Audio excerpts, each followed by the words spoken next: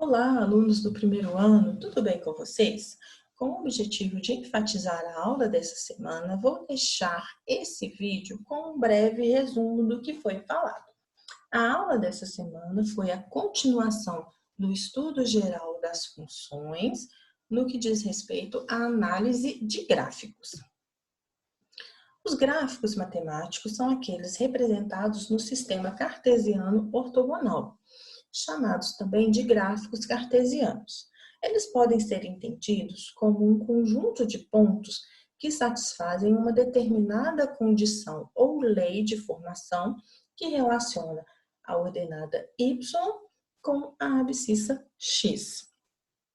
O gráfico cartesiano de uma função é um conjunto de pontos x e y que satisfazem a formação y igual a f de x. Então, para cada ponto x pertencente ao domínio da função, nós vamos ter um valor de y que é relacionado ao valor de x pela lei de formação.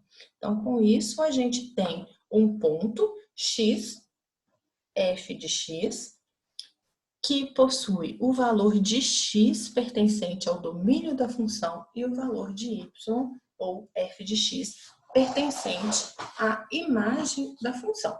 Então, quando x for x1, a gente tem que y é igual a f de x1, que forma o par ordenado x1, f de x1. Quando x for x2, nós temos o valor de y igual a f de x2, que gera o par ordenado x2, f de x2.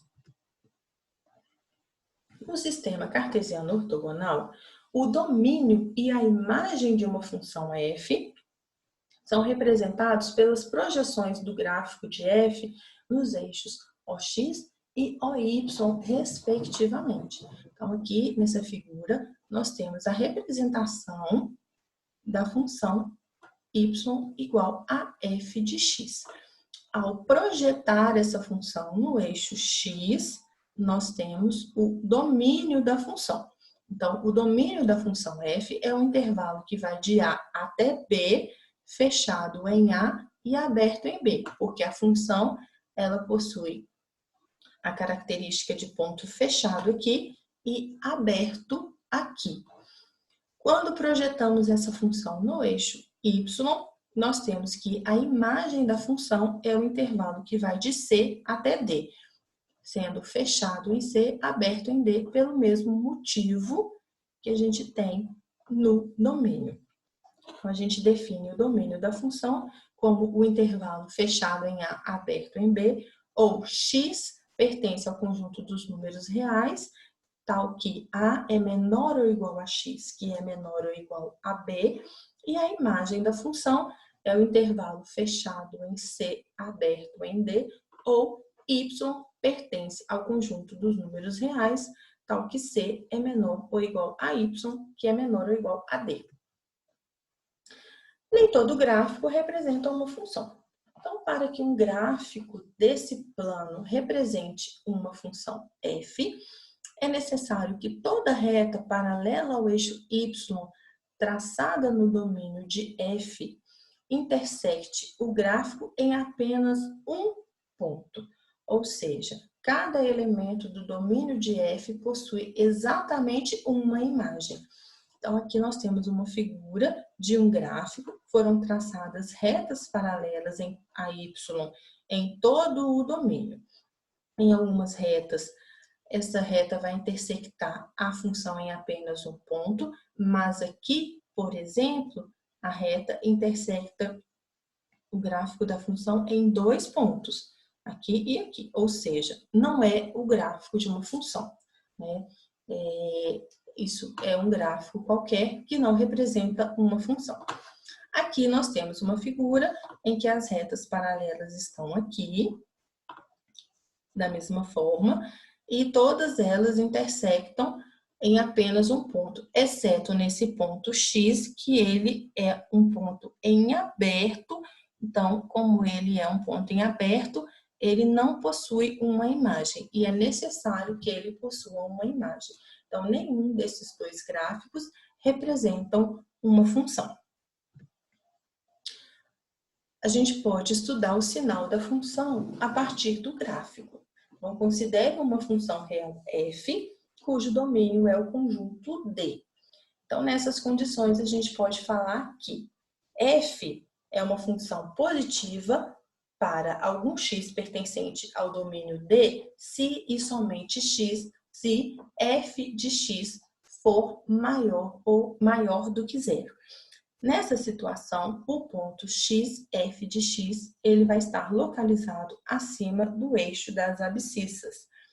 A função f ela vai ser negativa para algum x pertencente ao domínio, se e somente se f de x for menor do que zero. Então, nessa situação, o ponto x, f de x, está localizado abaixo do eixo das abscissas. E f ela vai ser nula para algum x pertencente ao domínio, se e somente se f de x for igual a zero. Nessa situação, o ponto x igual a xf de x está localizado sobre o eixo das abscissas. E esse valor de x ele é chamado de zero ou raiz de uma função. Então, nós temos o gráfico aqui que representa uma função x, y igual a f de x. Então, para f igual a zero, nós temos os pontos x igual a 1, x igual a x2 e x igual a x3, que são as raízes da função. F vai ser maior do que zero no intervalo entre x1 e x2 e para x maior que x3, e f vai ser menor que zero antes de x1, então para x menor que x1, e para valores de x entre x2 e x3. Uma função real f, cujo o domínio é z, então vamos determinar um intervalo R, que é um subconjunto de D. Então a gente pode falar que a função f ela vai ser crescente em R, se e somente se, para todos x1 e x2 que pertencem a esse intervalo R, nós temos que x1 é menor que x2, então f de x1 vai ser menor que f de x2. A função ela vai ser decrescente em R, se e somente se, para todos x1 e x2 desse intervalo R, a gente tem que x1 é menor que x2 e f de x1 vai ser maior que f de x2.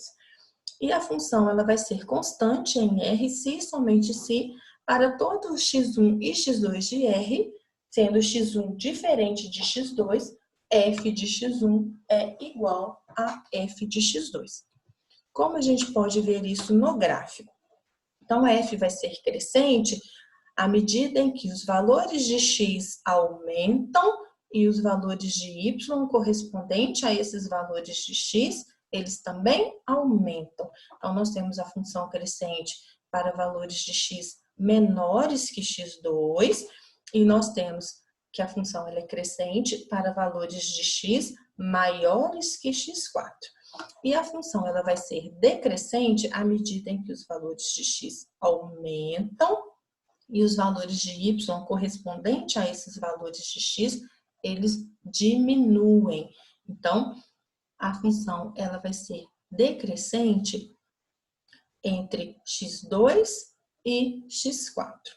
Aqui eu finalizo o resumo da aula dessa semana e eu me coloco à disposição para quaisquer esclarecimentos ou dúvidas. Obrigada!